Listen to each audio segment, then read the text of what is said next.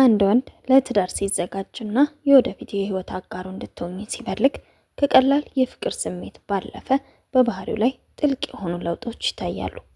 አንድ ወንድ ለትዳር መቁረጡንና ካንቺ ጋር ዘላቂ ህይወት ለመመስረት ማሰቡን፣ ለትዳር መዘጋጀቱንና ካንቺ ጋር የረጅም ጊዜ ህይወት መመኘት አለመመኘቱን ለመለየት የሚረዱ ስውር ግን ጠቃሚ ባህሪያቶች አሉ።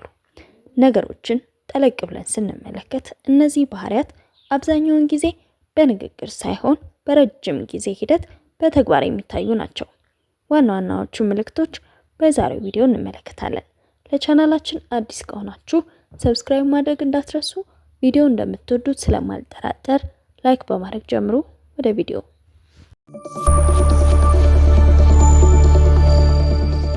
አንደኛ፣ የወደፊት እቅድ ውስጥ አንቺን ያካትታል። ስለ ነገ፣ ስለ ቀጣይ ዓመት ወይንም 5 ዓመታት እቅዱ ሲያወራ እኔ ከማለት ይልቅ እኛ የሚለውን ቃል በብዛት ይጠቀማል። ቤት መግዛትን፣ ስራ መቀየርን ወይንም መኖሪያ አካባቢ መምረጥን የመሳሰሉ ትልልቅ እቅዶች ውስጥ ያንቺን ፍላጎትና አስተያየት ቦታ ይሰጠዋል። ለምቾትና ለደህንነትሽ ቅድሚያ ይሰጣል። ይህ በገንዘብ ብቻ የሚገለጽ ሳይሆን በአካልም ሆነ በስሜት በሱ አጠገብ እንድትሆኚ ሰላም እንዲሰማሽ ያደርጋል። ለምሳሌ ማታ ስትገቢ ደህና መግባትሽን ማረጋገጥ፣ ስትታመሚ የሚያስፈልግሽን ነገር ማሟላትና በአጠቃላይ ካንቺ ጎን መሆኑን ማሳየት ለሱ ተፈጥሯዊ ባህሪው ይሆናል። ሁለተኛ፣ በቤተሰቡና በጓደኞቹ ዘንድ በግልጽ ያስተዋውቅሻል። ላንቺ ያለው ክብርና ቦታ ከፍ ያለ መሆኑን የሚያሳየው ለቅርብ ቤተሰቦቹ በኩራት ሲያስተዋውቅሽ ነው።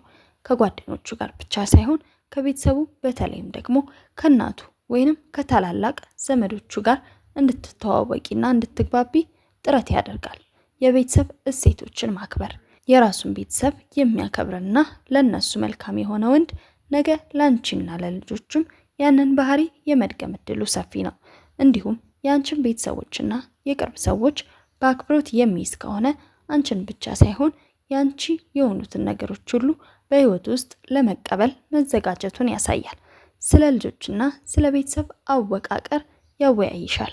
የወደፊት ልጆቹን እናት አድርጎ ካሰበሽ ስለ ልጆቹ አስተዳደግ፣ ስለሚኖራችሁ ቤትና ሁኔታ፣ ስለ ቤተሰብ እሴቶች በዝርዝር ማውራት ይጀምራል። ይህንንም የሚያደርገው በጨዋታ መልክ ሳይሆን ያንቺና የሱ አስተሳሰብ ምን ያህል እንደሚጣጣም ለማረጋገጥ ነው። ሶስተኛ፣ ኃላፊነትን ለመውሰድ ዝግጁ ነው። ትዳር ማለት መጋራት እንደሆነ ስለሚረዳ በገንዘብ አያያዝ፣ በስራ ጥንካሬና በህይወት ውሳኔዎች ላይ የበሰለ ባህሪን ያሳያል። ላንቺ ያለውን እንክብካቤ በተግባር ለማሳየት ይሞክራል። ችግሮች ሲገጥሙሽ አብሮሽ ይቆማል እንጂ በፍጹም አይሸሽም። የፋይናንስ ሁኔታውን ያሳውቅሻል። ለጋብቻ የሚዘጋጅ ወንድ የገንዘብ አቅሙን፣ እዳ ካለበት ወይንም እቅዱን ካንቺ በፍጹም አይደብቅም። የወደፊት የጋራ ህይወታችሁን በጠንካራ መሰረት ላይ ለመገንባት ስለሚፈልግ በገንዘብ ዙሪያ የሚኖር ግልጸኝነት ለትዳር ያለውን ቁርጠኝነት ያሳያል። የረጅም ጊዜ ኢንቨስትመንት ያደርጋል። ይህ ማለት ገንዘብ ብቻ ሳይሆን ጊዜውን፣ ጉልበቱንና ትኩረቱን ያንቺን ህይወት ለማሻሻል ወይንም ለጋራ ግስጋሴያችሁ ይሰጣል። ለምሳሌ ለትምህርትሽ ወይንም ለስራሽ ስኬት እንደራሱ ጉዳይ ተጨንቆ ሲያግዝሽ፣ ይህ የሚያሳየው አንቺን እንደ ጊዜያዊ አጋር ሳይሆን እንደ ዘላቂ የህይወት አካሉ መቁጠሩን ነው። አራተኛ፣ ግልጽነትና መተማመንን ይገነባል። የራሱን ደካማ ጎኖች፣ የልጅነት ትዝታዎቹንና የገንዘብ ሁኔታውን ሳይደብቅ በግልጽ ያወያይሻል። ያንቺንም ማንነት ያለ ማስገደድና ያለ ፍርሃት እንድታነጋግሪው ምቹ ሁኔታን ይፈጥርልሻል። በአጠቃላይ ግንኙነቱ ከጨዋታ ይልቅ ወደ መረጋጋት ያደላል። ለቃሉ ታማኝ ነው። አደርገዋለሁ ያለውን ነገር ለማድረግ በጣም ይጥራል። በትንንሽ ነገሮች ላይ እንኳን ታማኝነቱን ካሳየሽ በትልቅ የትዳር ኃላፊነቶች ላይም ሊታመን እንደሚችል ፍንጭ ይሰጥሻል። በቃላት ከመታለል ይልቅ በተግባር የሚታይ ጽናት የብስለት ምልክት ነው። አምስተኛ፣ ለማስማማትና ለመለወጥ ይሞክራል። ማንኛውም ሰው ፍጹም አይደለም። ነገር ግን ለትዳር የሚፈልግሽ ወንድ ግንኙነታችሁ እንዲቀጥል ሲል አላስፈላጊ ባህሪዎችን ለመቀየርና ካንቺ ጋር ለመስማማት ከፍተኛ ጥረት ያደርጋል። ያንቺን ክብር የሚነካ ነገር ከማድረግ ይቆጠባል። ካንቺ ጋር ሆኖ ራሱን መሆን ይችላል። ካንቺ ጋር ሲሆን ምንም አይነት ጭንብል አያደርግም። ድክመቶቹን፣ ስጋቶቹንና የልጅነት ፍላጎቶችን ለማሳየት አይፈራም። ይህ ማለት ከአንቺ ጋር ሙሉ ሰላምና መተማመን አግኝቷል ማለት ነው። ይህም ለትዳር መሰረታዊ ነገር ነው። ስድስተኛ በችግርሽ ጊዜ አለኝታነቱን ያሳያል። በደስታሽ ጊዜ ብቻ ሳይሆን ስትታመሚ፣ ስታዝኚ ወይንም በስራሽ ላይ ጫና ሲኖርብሽ ካንቺ ጋር ይቆማል። ችግርሽን እንደራሱ ችግር አድርጎ ይወስዳል። መፍትሄ ለማምጣትም አብሮሽ ይጥራል።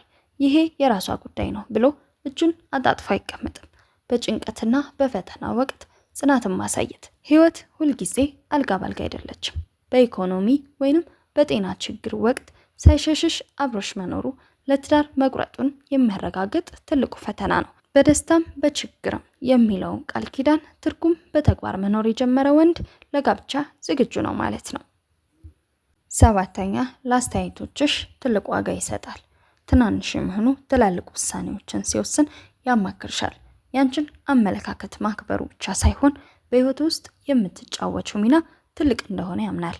በአንቺ ምክር ላይ ተመስርቶ ውሳኔዎቹን ማስተካከል ካልከበደው በህይወቱ ሙሉ ጥገኛ ሊሆንብሽ አጋሩም ሊያደርግሽ መወሰኑን ያሳያል። በእኩልነትና በአጋርነት ያምንሻል። አንቺን ከሱ በታች ወይንም በሱ ጥላ ስር እንደምትኖር ሳይሆን አብራችሁ እንደምትጓዙ እኩል አጋር አድርጎ ይመለከትሻል።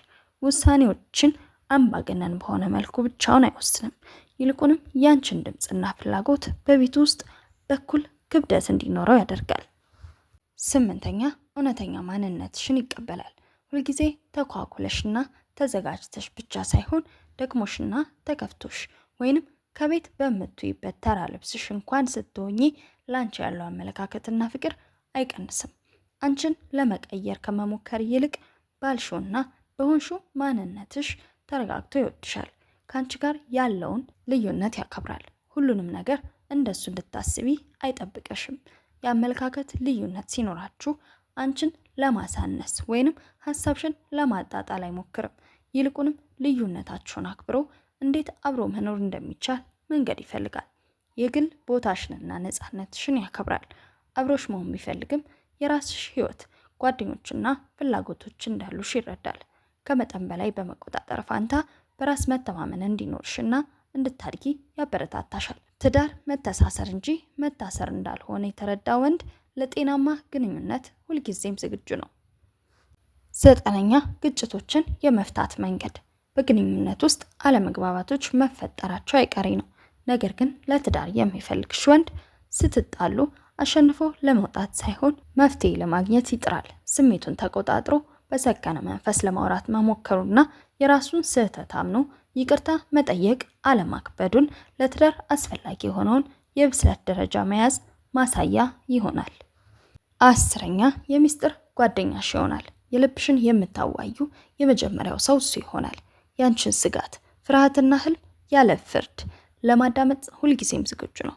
አንቺ ብትሆኚ ምስጢሬን ለሌላ ሰው አሳልፎ ይሰጥብኛል የሚል ስጋት በፍጹም አይኖርብሽም። ይህ ጥልቅ ወዳጅነት የትዳር ዋነኛው መሰረት ነው። 11ኛ የባህሪ ወጥነት አለው። ዛሬ በጣም ቀርቦ ነገ የሚርቅ ወይንም ስሜቱ በየቀኑ የሚቀያየር አይደለም። ለግንኙነታችሁ ያለው አቋም ቋሚ ነው። ዛሬም ነገም የሚሰጥሽ ፍቅርና ትኩረት ተመሳሳይ ከሆነ ይህ የሚያሳየው ለጋብቻ የሚያስፈልገውን ስነ ልቦናዊ መረጋጋት እንደያዘ ነው። ራሱን ለማሻሻል ይተጋል። ከአንቺ ጋር የሚኖረው የወደፊት ህይወቱ የተሳካ እንዲሆን ሲል መጥፎ ልማዶችን ለመተው ስራውን ለማሳደግና የተሻለ ሰው ለመሆንም የሚጥር ስለሆነ ነው። ይህንን የሚያደርገው አንቺ ስለጠየቅሽው ብቻ ሳይሆን ለሚመሰርተው ቤተሰብ የሚገነባውን ክብር ለመስጠት ካለው ፍላጎት የተነሳ ነው። 12ኛ የመጨረሻ ውሳኔው አንቺ እንደሆንሽ ያሳውቅሻል። በአካባቢው ሌሎች አማራጮች እንዳሉ ቢያውቅም እሱ ግን ምርጫውን ካንቺ ላይ አጸንቷል። በግንኙነታችሁ ሌላ ጥርጣሬ እንዲገባሽ አያደርግም። አንቺ የኔ ነሽ የሚለውን ስሜት በተግባርም በቃልም በግልጽ ያሳይሻል። እነዚህ ሁሉ ምልክቶች ተደምረው ስለ ግለሰቡ ለትዳር ያለውን ዝግጁነት በግልጽ ያሳዩሻል። ዋናው ነገር ግን አንቺ በእሱ አጠገብ ስትሆኚ የሚሰማሽ የውስጥ ሰላም ትልቁ ምስክር ነው። ለማስተዋል የሚረዳሽ ነጥብ ልንገርሽ። አንድ ወንድ እነዚህን ባህሪያት ቢያሳይም ፍላጎቱ እውነተኛ መሆኑን ለማወቅ ከቃላቱ ይልቅ ተግባሩን መመልከት በደንብ ይረዳሻል። በተለይ በፈተናና በጭንቀት ጊዜ ያለው አቋም ለትዳር ያለውን ብቁነት በግልጽ ያሳይሻል። በአጠቃላይ እነዚህ ባህሪያት በአንድ ጀንበር ላይታዩ ይችላሉ። ነገር ግን በጊዜ ሂደት በቋሚነት የሚታዩ ከሆነ ግለሰቡ ለትዳር ያለውን ቁርጠኝነት ያሳይሻል። የዛሬው ቪዲዮ ይህንን ይመስል ነበር። በቪዲዮ ላይ ያላችሁን አስተያየት ኮሜንት ሴክሽን ላይ አስቀምጡልኝ። ቀጣይ በሌላ ቪዲዮ እስክንገናኝ ሰላም ሁኑ።